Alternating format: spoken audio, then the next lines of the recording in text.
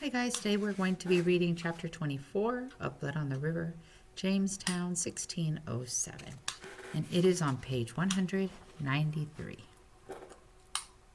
Sleeping in his boat, accidentally, someone fired his power bag, which tore the flesh from his body and thighs 9 or 10 inches square in a most pitiful manner. But to no quench the tormenting fire, frying him in his clothes, be leaped overboard onto the deep river where, ere they could recover him, he near drowned. William Simmons Ed. The proceedings.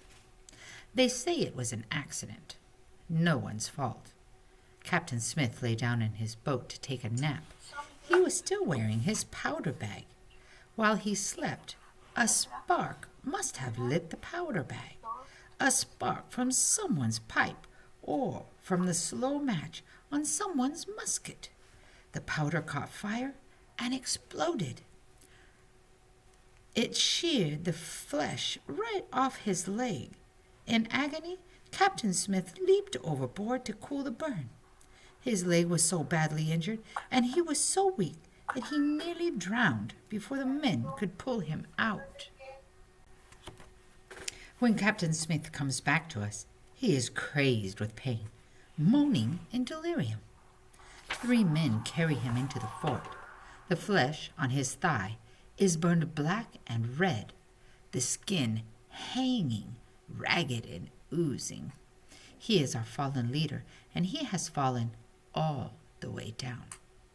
The doctor gives Captain Smith medicine to ease the terrible pain, and it makes him sleep most of the day. When he is awake, I bring him food and water. When the doctor changes his bandages, I give Captain Smith the handle of a wooden spoon to bite on so that he can endure the pain. I am surprised he has not bitten through the wood yet. It is awful to see him in so much agony. I wash his bandages, rinsing out the blood and ooze, and hang them to dry. One of the soldiers tells me that before he was injured, Captain Smith was able to make peace with Parahunt, the Wirrawanse of a village that has been ransacked by our colonists. But the soldiers confide in me. The peace cannot last. There has been too much killing on both sides, and everyone is too angry. One day, I bring Captain Smith a drink of water. As I help him to sit up, he goes pale, and beads of sweat break out on his face. I keep hold of the goblet in case he blacks out. They have cut off my hands and cut out my tongue, he says in a hoarse whisper. I shake my head. I don't know if he's fully awake or in delirium.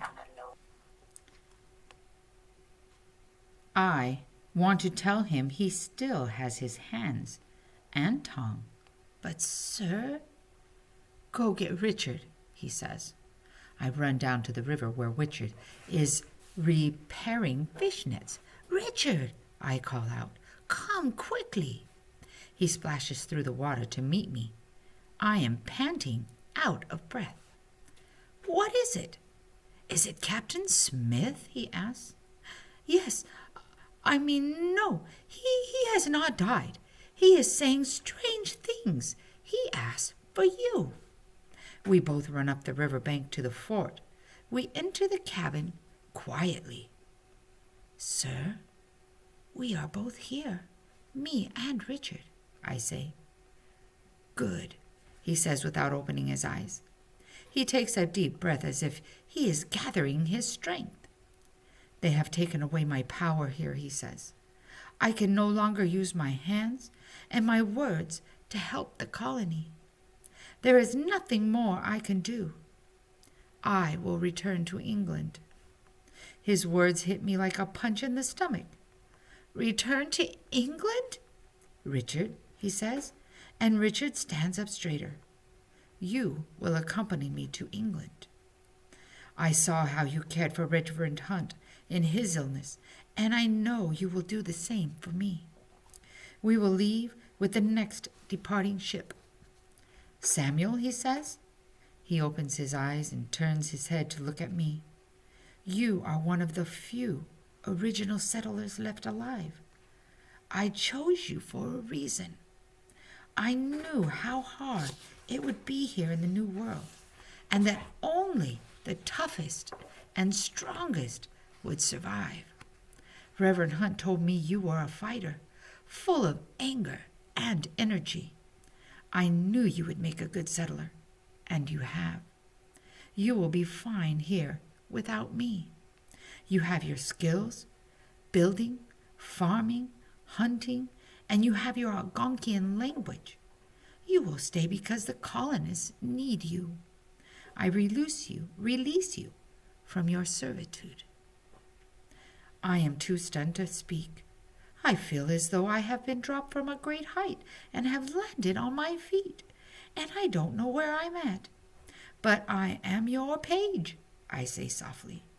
Who will I be without my master? Captain Smith shakes his head and continues, to make sure no gentleman decides to grab you up as his servant, I have apprenticed you to John Leyden. You will become a carpenter in your own right. I am filled with both sadness and wonder. Reverend Hunt was right. I will not always be a servant. But Captain Smith and Richard both leaving me at the same time? It seems as if I have finally learned to be a friend, to open my heart and care. And now they will both be gone when the ship sails.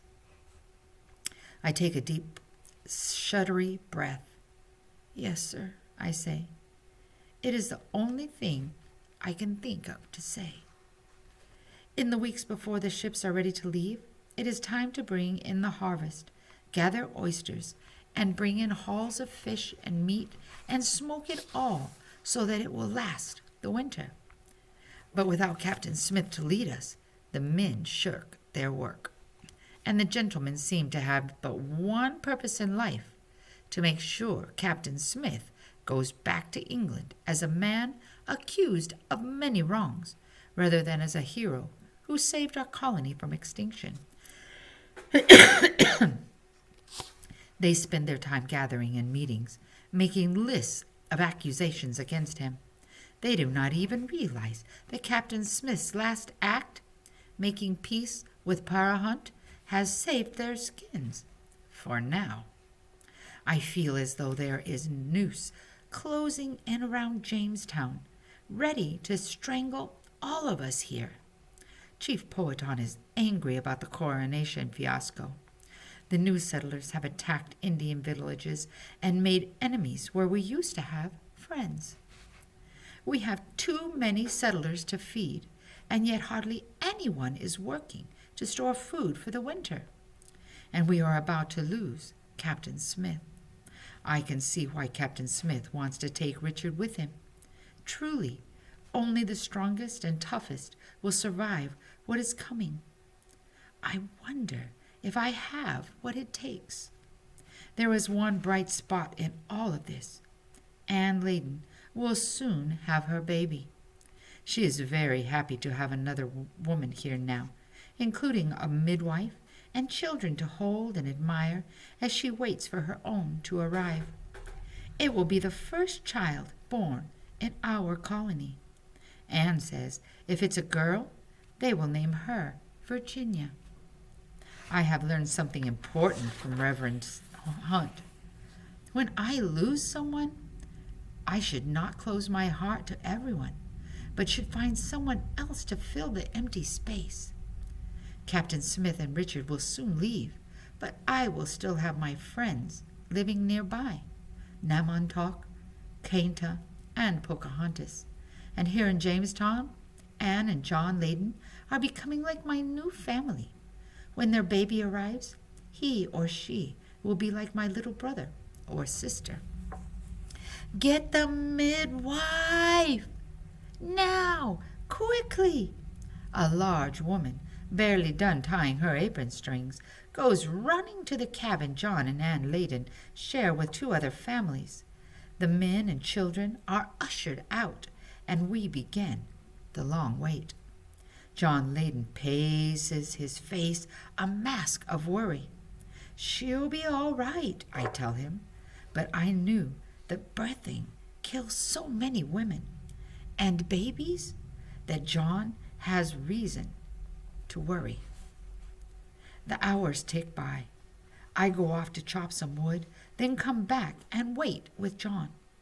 We hear screams from the cabin, Anne crying out in pain of childbirth. Finally, we hear the lusty wail of a newborn baby. John runs to the door of his cabin and pounds on it.